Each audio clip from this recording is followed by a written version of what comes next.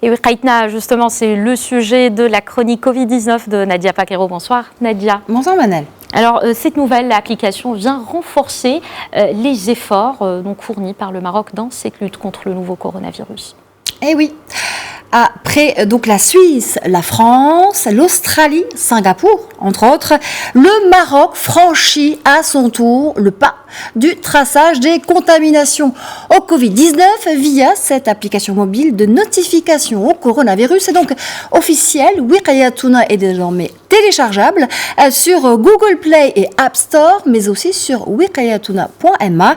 Elle a été lancée il y a quelques heures par le ministère de la Santé marocain. Il s'agit d'un outil précieux pour éviter toute propagation du virus au sein de la population.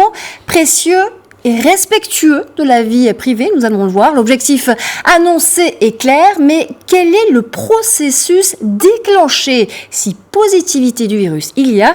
C'est ce que nous allons voir avec Jamila Jbili, chef de division de l'information et de communication au sein du ministère de la Santé. Bonsoir à vous. Bonsoir madame. Alors, restons vigilants, protégeons-nous mutuellement. C'est le thème de la campagne nationale de sensibilisation menée par votre ministère. Une campagne dont le dispositif se renforce avec Wiqayatuna. Avec quels enjeux ? Alors, bien entendu, comme vous l'avez bien expliqué, l'application Wiqayatuna est une application mobile marocaine dont l'installation est volontaire, non obligatoire, mais elle est nécessaire.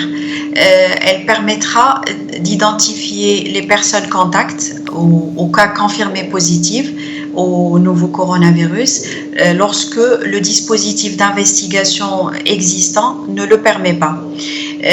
Comme vous avez dit, effectivement, elle s'inscrit dans la campagne nationale de sensibilisation lancée par le ministère de la Santé depuis hier et qui va s'étaler jusqu'au 17 de ce mois courant.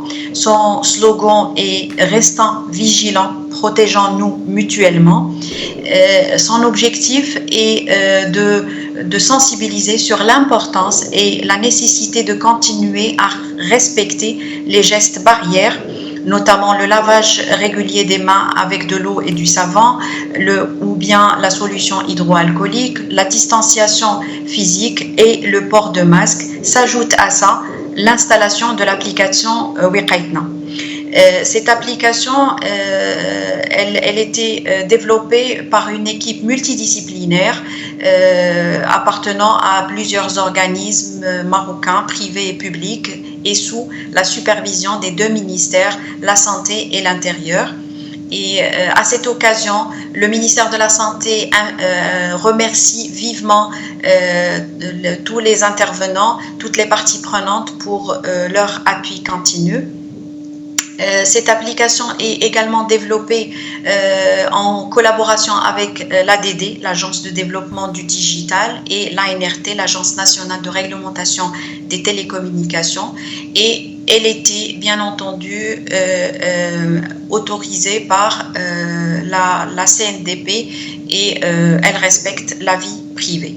Alors, côté fonctionnalité, c'est une notification Bluetooth qui notifie l'utilisateur en cas de proximité prolongée avec un autre et qui s'avère positif au coronavirus. Et c'est dans une période précise de 21 jours post-contact. C'est à ce moment-là qu'entrent en jeu les équipes du ministère de la Santé. Que se passe-t-il à partir de là ?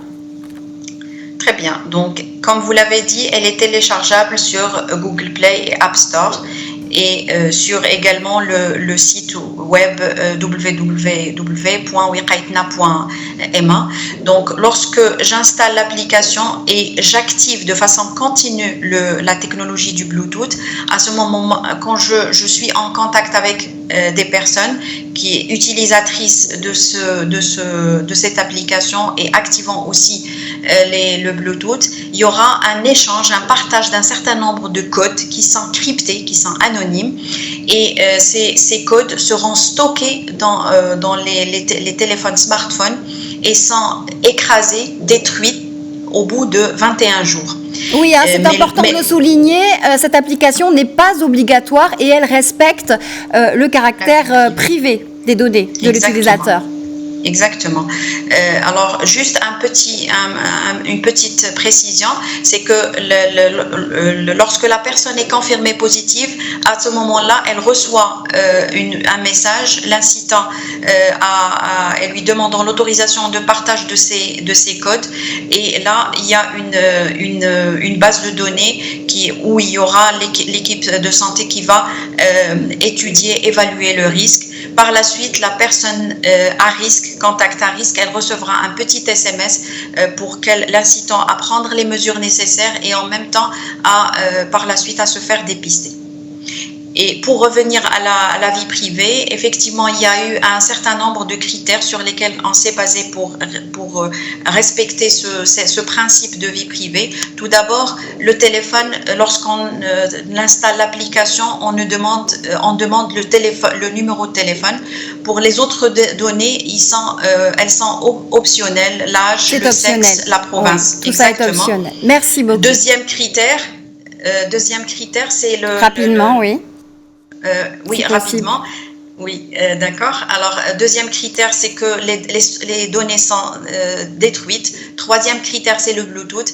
Et quatrième et dernier critère, le développement de cette application a été fait à cette occasion de l'épidémie. L'application sera détruite une fois qu'on sortira, Inch'Allah, de cette épidémie. Merci voilà, infiniment.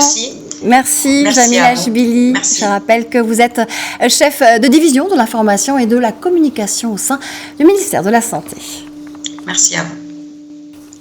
Merci beaucoup Nadia pour toutes ces informations.